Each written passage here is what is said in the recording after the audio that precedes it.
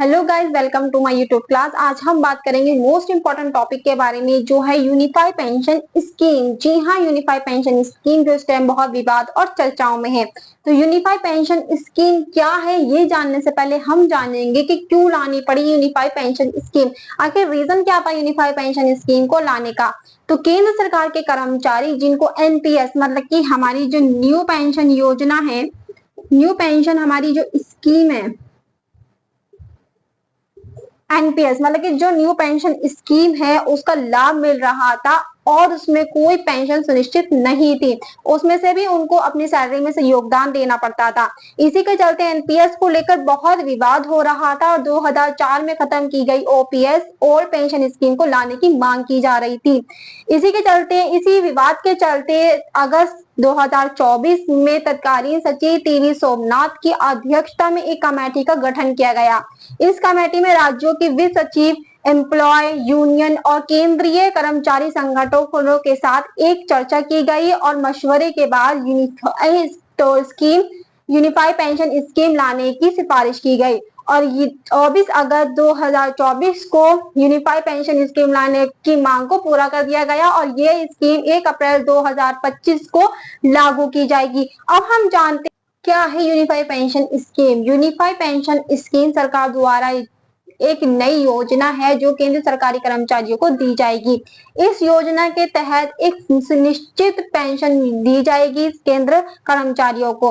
और unify pension scheme के द्वारा जो कर्मचारी 25 साल तक अपना कार्य करेगा उसकी रिटायरमेंट की नौकरी के आखिरी 12 महीने की एवरेज पर 50% की पेंशन भी दी जाएगी। अब हम बात क्या है unify pension scheme. Unify pension scheme सरकार द्वारा एक नई योजना है जो केंद्र सरकारी कर्मचारियों को दी जाएगी।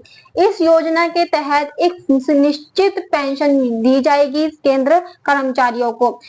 और यूनिफाई पेंशन स्कीम के द्वारा जो कर्मचारी 25 साल तक अपना कार्य करेगा उसकी रिटायरमेंट की नौकरी के आखिरी 12 महीने की एवरेज पर 50% की पेंशन भी दी जाएगी। अब हम बात करते हैं यूनिफाई पेंशन स्कीम में क्या है नया। तो यूनिफाई पेंशन स्कीम में 3 टाइप्स मतलब कि इसको 3 पिलर्स भी बोल सकते हैं। जो फर्स्ट है हमारा एश्योर्ड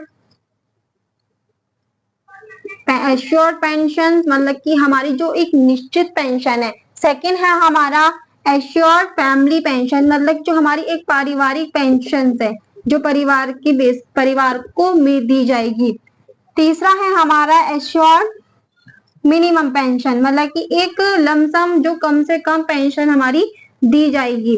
तो इस टॉपिक पर हम बात करेंगे कि यूनिफाई पेंशन स्कीम में क्या है ना। तो ये हमारे 3 पिलर्स हैं जो यूनिफाई पेंशन में सुनिश्चित किए गए हैं। तो यूनिफाई पेंशन स्कीम में सबसे पहले हम बात करेंगे हमारे एश्योर पेंशन के बारे में, जो एक निश्चित पेंशन है। निश्चित पेंशन का मतलब है कि केंद्र कर्मचारियों को ये रिटायरमेंट के बाद दी जाएगी जो 50% होगी उनकी सैलरी के एवरेज पर। जो आखिर के 12 महीने की जो उनकी सैलरी होगी उसके एवरेज की पर 50% पेंशन उनको दी जाएगी। अब उदाहरण के लिए हम मान लेते हैं कि किसी के उदाहरण के लिए मानते हैं कि 60,000 किसी की सैलरी है तो उनको पेंशन 30,000 रुपए दी जाएगी। हालांकि इसके लिए 25 साल की न्यूनतम सेवा करना जरूरी होगा। अब हम बात करेंगे एश्योर्ड फैमिली पेंशन मतलब कि पारिवारिक पेंशन के बारे में। अगर कोई कर्मचारी रिटायर हो गया है और रिटायरमेंट के बाद उसकी अचानक मृत्यु हो जाती है तो उसके परिवार को 60% पेंशन दी जाएगी। उदाहरण के लिए अगर किसी कर्मचारी की 10,000 सैलरी है तो उसकी रिटायरमेंट और उसकी मृत्यु के बाद उसकी फैमिली को 6,000 रुपए पेंशन दी जाएगी। अब हम बात करते हैं एश्योर्ड मिनिमम पेंशन मतलब एश्योर्ड मिनिमम पेंशन की मिनिमम कम से कम पेंशन के बारे में कि अगर कोई कर्मचारी कम से कम 10 वर्ष के लिए सेवा करता है तो उसको 10,000 प्रति माह पेंशन दी जाएगी और साथ में ही उसको महंगाई भत्ता भी दिया जाएगा।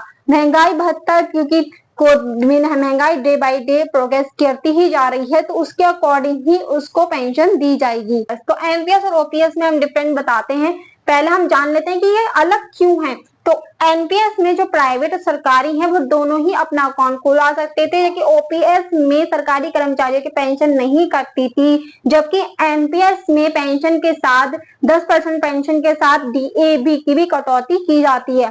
यूपीएस जो केंद्र सरकार के कर्मचारियों के लिए है और जो केंद्र सरकार के कर्मचारियों को लाभ पहुंचाएगी। इस योजना के तहत जो कर्मचारी हैं वो एनपीएस और यूपीएस में भी चुनाव कर सकते हैं। आखिर इसके आगे की जो डिटेल है कि एनपीएस, यूपीएस और ओपीएस में क्या डिफरेंट है और आगे की जो भी पूरी प्रोग्रेस है, जो भी पूरी प्रक्रिया है, वो हम कल डिस्कस करेंगे। I hope guys you like my video. अगर आप लोगों को मेरी वीडियो पसंद आई है तो please like and subscribe my channel.